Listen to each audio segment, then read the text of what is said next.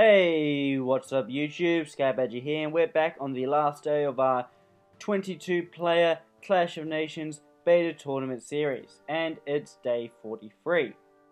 So as you can see, the game is over. This game has ended. You can no longer give any more orders. I read that slightly wrong, but you get the idea. You can't give any more orders. So if we have a look at the newspaper, we can see we finished in first, but even though we weren't first, we went for a coalition victory because it's better to win as a team than as individuals. So as we can see here, the Beast from the East coalition wins the game.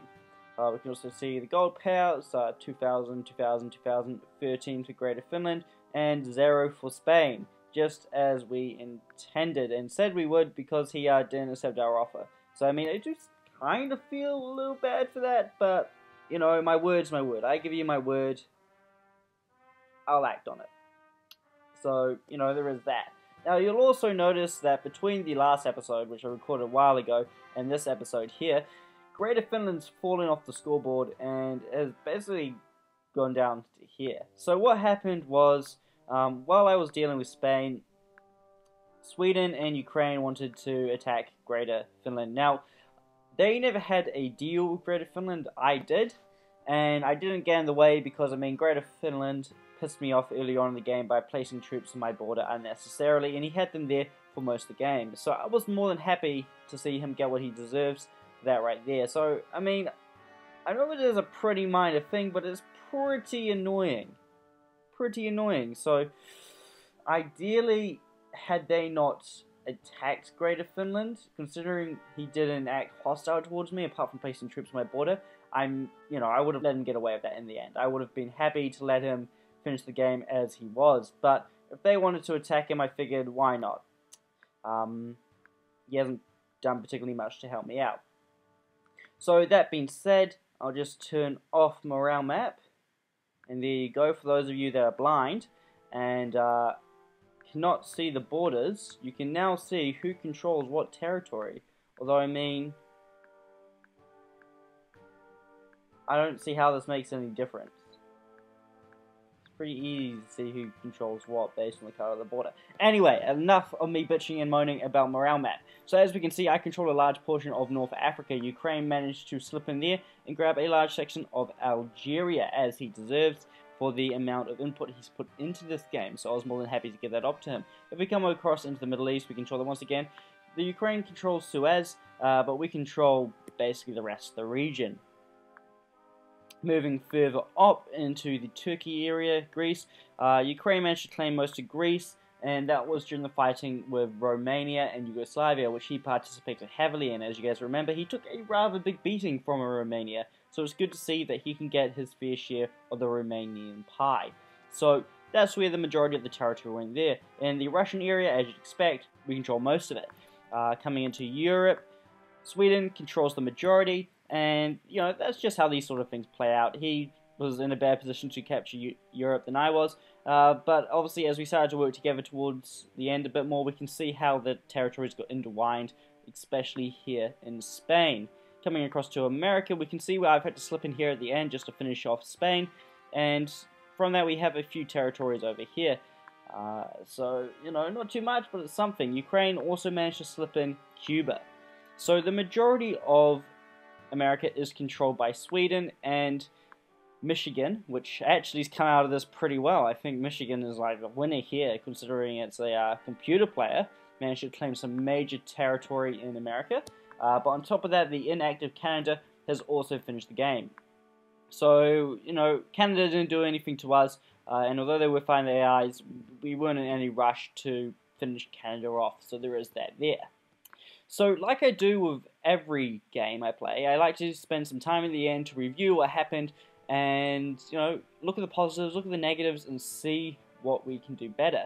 So the first thing I'd like to go over is our economy. I feel like we managed that really, really well.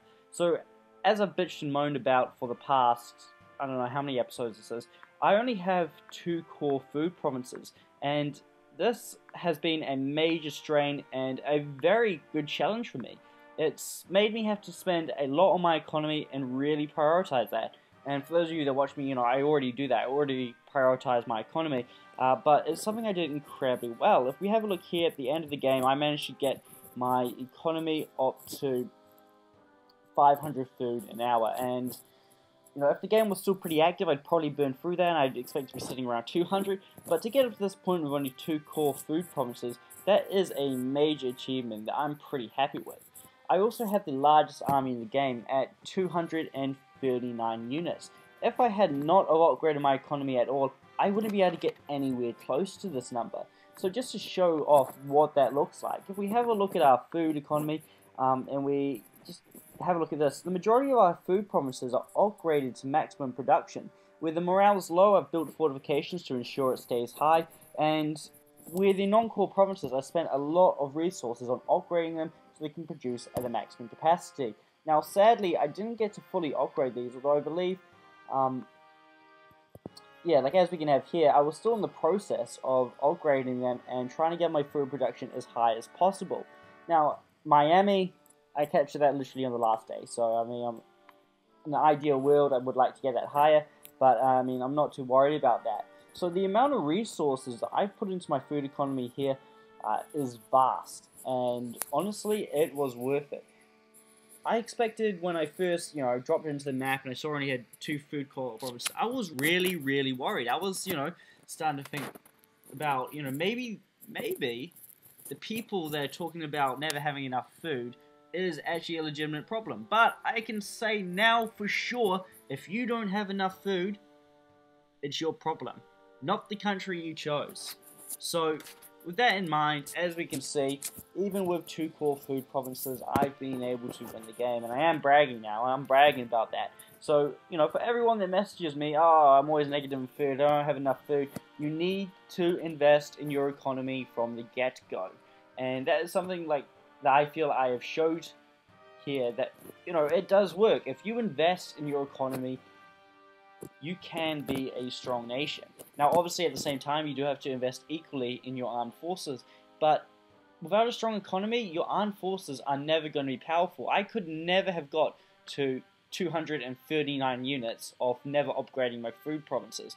And as we can see here, it's across the board too. It's not like I've made a few upgrades here and there. It's pretty extensive. So with that out of the way, if we scroll down, there have been other areas that I have neglected in our economy, and this really comes down to prioritizing what's important. For me, food was the biggest thing I needed. So if we actually come on down to our oil, we can see that I actually haven't spent too much on the upgrading of this resource, and many of the buildings that are actually around are damaged. So if we compare that to our food, there isn't too much upgrading in resources that has been spent in this region. But the point that I'm trying to make is look at your economy and really improve your weak spots and work off your strengths. So for me, for example, I'm a player that likes to have an air force, a navy, and my army is always infantry based. I did have a few tanks this game, and as it came to the end game, it was time to produce more.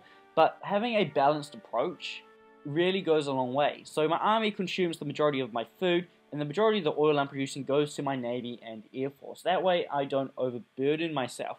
And that actually played out really, really well this game, so I'm really happy with how that went. On top of that, I feel like another strong point of my game was my ability to use my army. For those of you that have watched the majority of my videos, you'll know that I'm not too big on armies. I like to focus more on my navy and win via naval supremacy. But obviously, being the good old, I forgot who I'm playing as, Russian Empire in my starting position, that was never going to be an option. I couldn't produce my navy and win that way. It was just never going to work. So, you know, I'm pretty happy to see that I have still got the ability and the understanding to use my army in this version of Call of War, because it's been a couple of games since I built a decent army. So it's good to see that I have still got it. Now, just with everything though, there are a few negatives, and I'm going to start with my patience. Early on in the game, when we rushed in and we attacked Poland, we were also taking the Caucasus down here, and I was rushed and I didn't think things through, and I lost troops because of it. I sent troops marching into provinces blindly and set up these massive, add target paths that my troops just marching on, and it led to my troops taking unnecessary casualties. So that situation, regardless of what happened here in the Caucasus, didn't affect what was happening in Poland. I should have calmed down. I should have seen that regardless of what happened here, the troops over here were not going to have any effect on what happened over here. I didn't need to pick up the pace here, although it would have been nice to get this resolved. I should have probably slowed down. So what I'm going to take away from that is just being a little more patient and looking at the bigger picture. Sure, it would be nice to finish the fighting up down here so I could reinforce the borders, but I still had days before remaining troops would have been able to march through the Ukraine to get to the borders, and even then, there's still plenty of time. So, just a little bit more patience. So the next thing I want to talk about is just the composition of my army and how I prioritize research. So, once again, for those of you that watched before, why not? How many times have I said this? You'll know that my army is always majority infantry, and I feel like from playing this game, I could have maybe experienced and used a bit more armor. As we'll see at the end here, I have plenty of resources, so, there was definitely the opportunity for it, but at the same time, I feel like sticking to the basic researches I always go for, infantry, artillery, anti-tank, and anti-air, worked really, really well. Although I'm starting to wonder if instead of investing in light tank, if I should go for a more medium tank approach, as the medium tank offers, at the end, doesn't offer too much of a speed difference, 50 kilometers per hour to 55 kilometers per hour, but it has a massive firepower advantage, 8.5 and 8 compared to 5 and 4. So I'm starting to think if it would be more useful in the future if I am to spend more on medium tanks instead of light tanks, and that will definitely bolster my forces a bit more. On top of that, it would also be beneficial too if I started to use SB artillery and SB anti-air to mechanize my forces and give them some more freedom to move around and some more speed. I imagine that would go a long way. That being said, I feel like I also utilized the special units very, very well this game. I built rockets and used them sparsely, but the ones I did use were used to a great effect in Egypt to destroy strong points. The railroad guns I also got were actually used really well, and for the first time I deployed them in a anti-shipping role to destroy enemy destroyers that were harassing and stopping me from sending units over the ocean. So, I actually feel like I used those really, really well and used them in a way I hadn't used them before. And in fact, I've recommended previously that you don't use them for anti-shipping, although I actually proved myself wrong. If your enemy is willing to sit in one spot and take the shots, why not use them? On top of that, commandos, commandos are great. Towards the end there, obviously, as I became less active, I stopped spamming them out, but I deployed a massive amount of commandos this game. So, I think I'm going to end the episode here. If you have any questions about what happened during the game, or any questions at all, just hit me up, ask me in the comments, and I'll get back to you. So, I'm not sure what comes after this, because, I'm recording this now on the 16th of October, and this series will probably run well into December, if not January. Yeah, maybe January. So I have no idea what comes after this. So, I'll see you then, I guess.